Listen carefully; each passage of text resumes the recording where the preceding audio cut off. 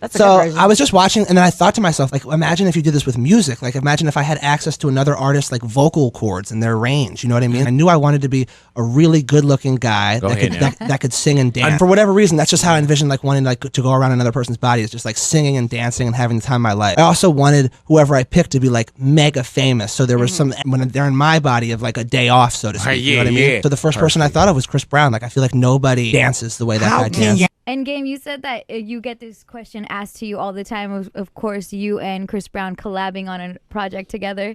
We would love to see that. And now you don't even have to like go through any like boundaries or obstacles to get him on a track with you. You could just be like, yo, Chris, yeah, because they did Celebration and y'all worked beforehand, so it's just a phone call away. That's it, man. Chris is a good dude, man. He like the dopest, R&B singer / dancer / he doing his thing, man. He even spitting now. You think of Chris Brown as your first thought and get Chris Brown as the actual person that did that. I'm fortunate enough to where that's happened a few times in my career. Like, the song I did with Snoop Dogg, professional rapper. Like, I thought, what rapper would I want to like interview me in terms of getting into the game, and he was my first choice, and he loved it. So now he do his thing, and that's like my little bro. So whenever I need him, I call him, and he usually come through that night. Right. When you call him at the tattoo parlor, this dude, boy, my little brother is playing. Nah, he do his thing, man. I just hit him, he come through, and he always kill it. You know what I'm saying? Man.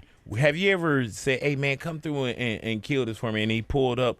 Have you ever seen him, how we haven't seen, has he pulled up to the studio with like Rihanna, or he was on his way to go see her? I don't know. Did Chris get, because I know Chris. Yeah. And what I see in Freaky Friday is the Chris that I love to see playing around. And, did Chris get it right away when you told him what the concept was?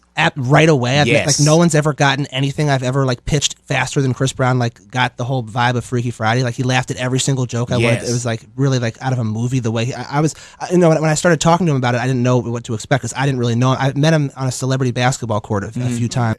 You know what the crazy part about Chris is, man? We call him Chris Pac because, after like before midnight, like he just a regular singing, happy, young Chris, you know what I'm saying?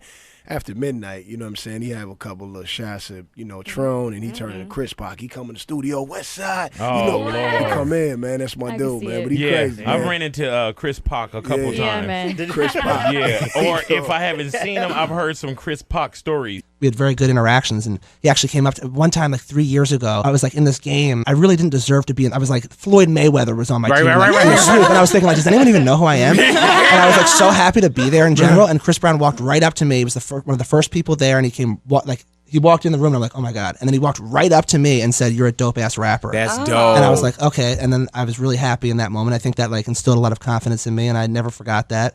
And when I thought of this idea, he was clearly the first. Like, no one can like be as charismatic and as much of a dancer. This is what I can say, man. Chris.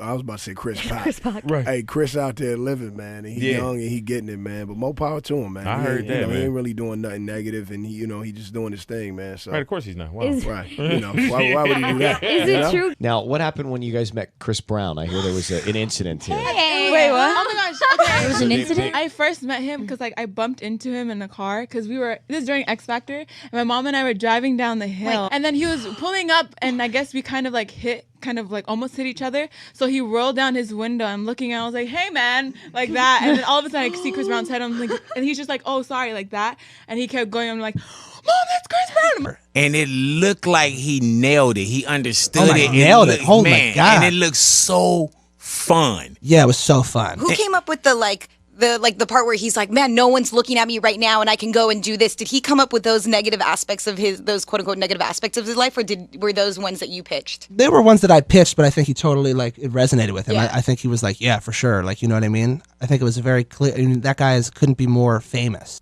So I come in to go get the artist on the hotel room. I'm like, yo, what you doing? You coming out with me? He like, yeah. All right. Chris Brown said, where y'all think y'all going? Hey, we going to Lust, man. What's going on? What you doing? You chilling? He said, nah, nigga, I'm coming with you. I'm coming to support. I start texting all the bitches. Listen, Brown coming. Don't disappoint me. Put on your Birkin, girl. Come on, girl. Yeah, I actually remember I was at this all-star basketball game. It was when he literally first came out. He was 16 and he performed. And he was throwing towels. You know, he wiped his sweat off. Right. And then they were also signed. So he like threw them in the crowd. And these girls were like jumping. They were going crazy for the towel, but I actually caught it. And they were like jerking me down. My mom was like, move! You can't get my baby a towel. So she hella jumped on them, and I got the towel, and it's signed, and it's on my dresser at home. Some people don't try their hand because, like I said, they afraid. I don't be afraid. I don't got no pride. I ask. He taking you on tour, right? Yeah, he taking me on tour with him. He was like, "Yo, Cash, you could come. You know what I'm saying? You ain't gonna get paid, but you could come." I said, shit, I don't need no money. That's dope, though. A lot of people don't recognize opportunity unless there's a paycheck attached to it. Not me. I said, I got the dance move, Breezy. You going to lose your shine. Bust a dance move on you. That's a good chance you could get arrested hanging out with Chris Brown. You motherfuckers going to realize this nigga Chris Brown is not human. That nigga's not from this planet, nigga. I've been telling niggas this shit for years, bro. I don't know what planet that nigga from, but that nigga not from Earth. I tell you that shit. And I see every time this nigga do some superhuman shit, the first thing motherfuckers want to post is, oh, but he's a woman beater. You could do that shit all you want, but that does not take away from the fact that he's gonna do what he do better than any nigga who's ever done it. And you can just run to that comment if you, that's a scapegoat comment, nigga. But just remember, Malcolm X had a pass, nigga. When the niggas start dancing better than favorite dancers, oh, but he's a woman beater. When the niggas start singing better than any nigga who's ever sung before, oh, but he's a woman beater. Then the niggas start rapping better than your favorite rappers, but he's a woman beater. And then the niggas start balling better than your favorite baller, but he's a woman beater. Shut the fuck up. Shut the fuck